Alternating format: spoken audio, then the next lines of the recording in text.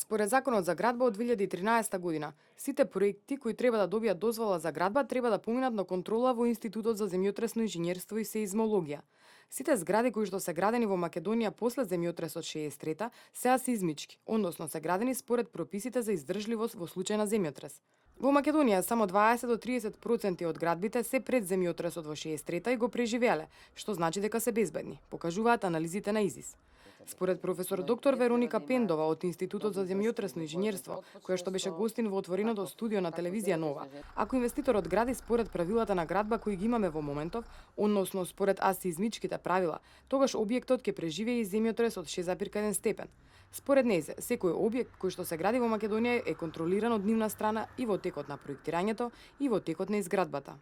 Од 2013 година ноември месец во Законот за градба имаме додаток или анекс кој што вели дека се што треба да добие дозвола за градење мора да помине во ИЗИС. Значи зборуваме за проектот. Покрај, значи имаме проект, имаме ревидиран проект, но тој доаѓа и во ИЗИС на контрола и потоа, ако е тој објект поголемо од 300 квадрати и не е за индивидуално домување, значи ние одиме и на терен. Не е за индивидуално, значи објектите помали од 300 квадрати бруто површина, кои што се за индивидуално домување, не одиме на втората и третата контрола во изведба. А сите останати објекти одиме на контрола и во текот на изведба. Значи, на таа контрола имаме исто така преправено протоколи и процедури.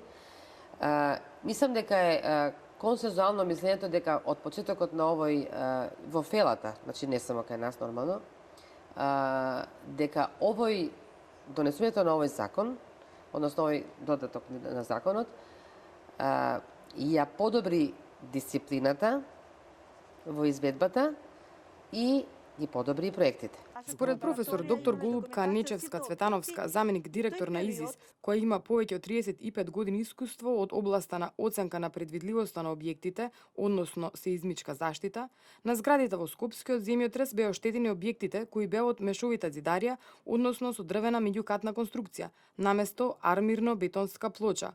Основно правило за земјотресното инженерство е да има меѓукатна плоча која ќе ги поврзе сите зидови.